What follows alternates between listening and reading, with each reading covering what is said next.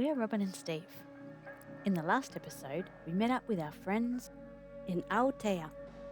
They had also sailed across the Tasman Sea in this beautiful boat, Genki. We'll meet up with them again, but for now we'll sail from Aotea to Hauraki Gulf.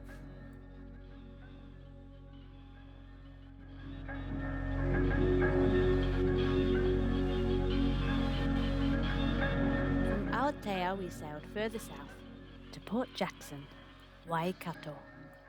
We noticed that we were seeing more penguins this far south. These are little blue penguins, korora. We paddled ashore and climbed up the hill to get the weather report. There's no internet down low. And it's a nice chance to sit on a hill. The next morning, it was going to be my birthday. The celebration would have many chapters, starting with birthday pancakes. While en route for Waiheke Island, Steve also arranged that I would have a birthday fish, a kawai. Next chapter, Aotearoa Bay, our most crowded anchorage yet, with a reputation for good food and wine, which we promptly hunted down. But this was just the beginning of the food fest.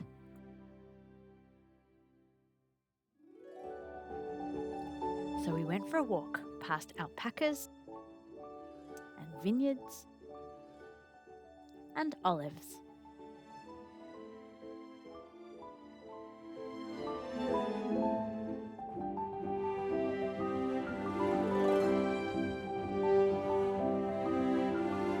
On and on we walked to make space for our next meal.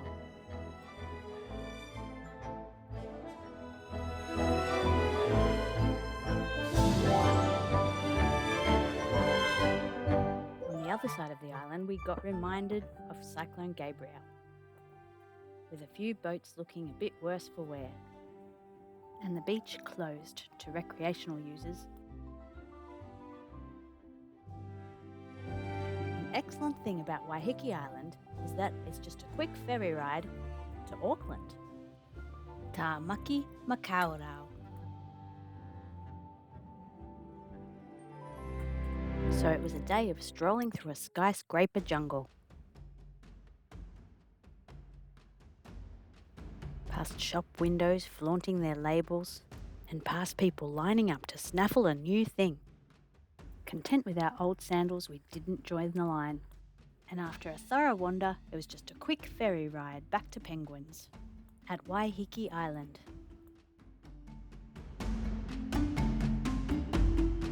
A change in wind direction led us to sneak around the corner to Manawa Bay.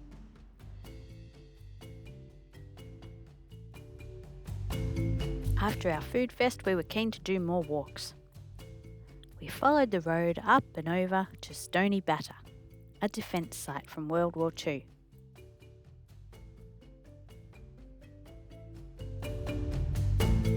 Most people probably come here for the wine, and we enjoyed the views from the vineyards and the wild rock formations.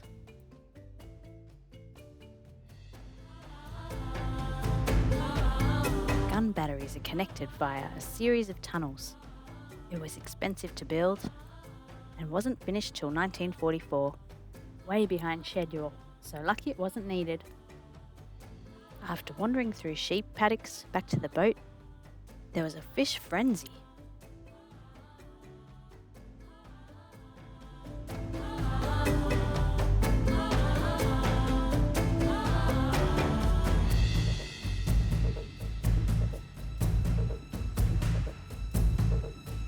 This one's a bit little, so it could swim again.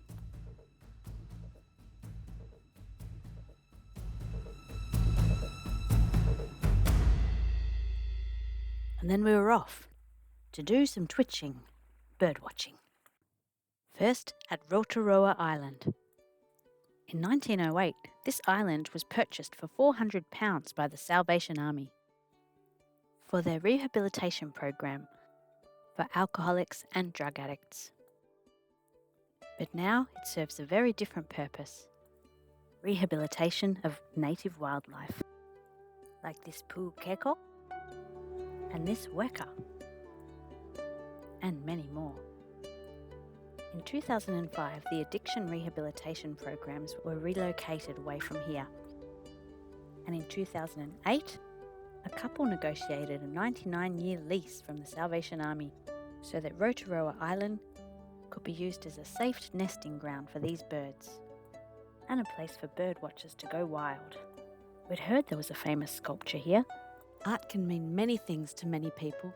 This bold structure towers skywards and yet is fenced off, perhaps suggesting that better things are only available to a privileged few. Oh wait, that's a phone tower.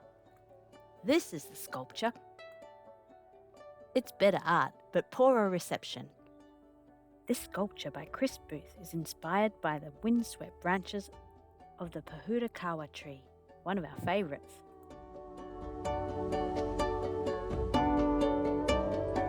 The visitor centre is well worth a look. Homage is paid to the Salvation Army workers who used the Alcoholics Anonymous and later the Narcotics Anonymous programs to try to help addicts. For those rehabilitating, it sounds like it would have been bittersweet, but what was more uplifting was that this landscape has been transformed through bush regeneration back into a beautiful habitat for birds. This cute little beach is Ladies' Bay, and we're anchored around the corner at Men's Bay. When it was a rehabilitation centre for addicts, the men and women couldn't swim together. When we returned to the boat, an ocean swimming event was taking place in Men's and Ladies' Bay by men and women.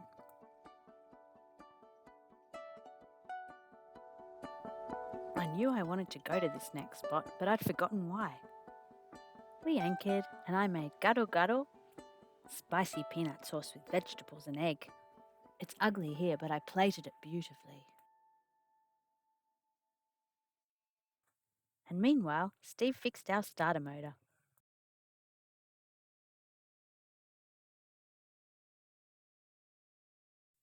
Once anchored here, I remembered why I was excited to come here, apart from it being a good shelter. It's a volcano. Rangitoto is a volcanic island, having erupted only 600 years ago. We kayaked ashore through a ship graveyard. Between 1887 and 1947, at least 13 ships were dumped here.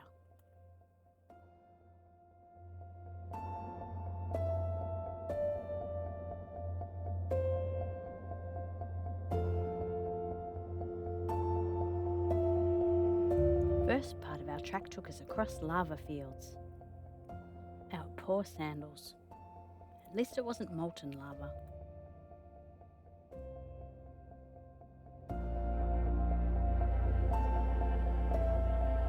Eventually we hit the main road to the summit. A volcano with a city view.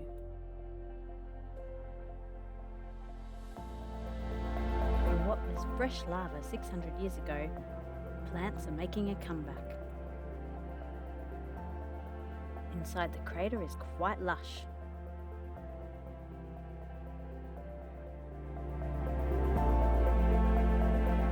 There's our boat, and look how different the geology looks on the other side. Next it was off to the lava caves. The cave is in that way.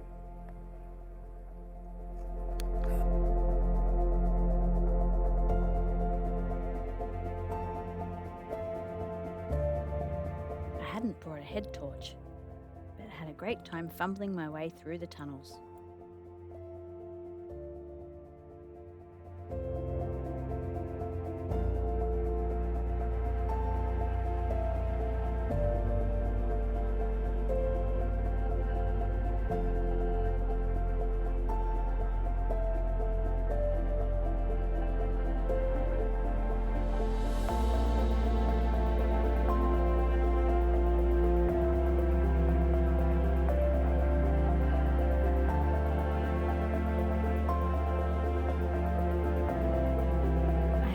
To do some calm weather exercise.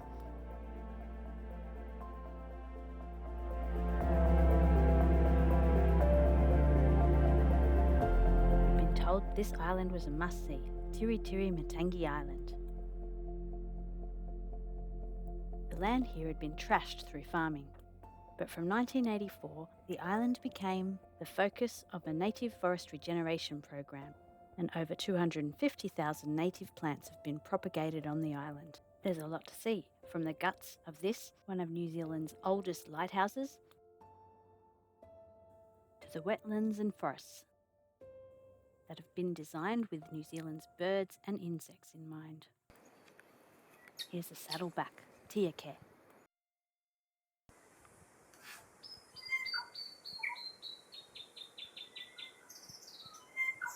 The tui not only sings beautifully, it's a skillful mimic. This is what it looks like. Note the distinctive white bow tie on the throat and long black down-curved bill. But here's a bird we had not yet seen. This is a tuckahair. Sadly, the North Island tuckahair are extinct. For nearly 50 years, all tuckahair were thought to be extinct, until in 1948 they were rediscovered in the South Island. Apart from being too tasty and relaxed for their own good, habitat loss and pest animals nearly wiped these birds out. But breeding programs like the one on Matangi Island means that some birds are being reintroduced back to the wilderness of the South Island. It was a privilege to meet this precious bird on this special island. If ever I'm in a rut, I can think of this funny bird and how now there is hope where all hope was lost. Next time we catch up with cousins before making our way back up to Opua and prepare to sail north. You can expect a mix of boat repairs and swimming with dolphins. And then there'll be a long intermission as we sail away from internet land.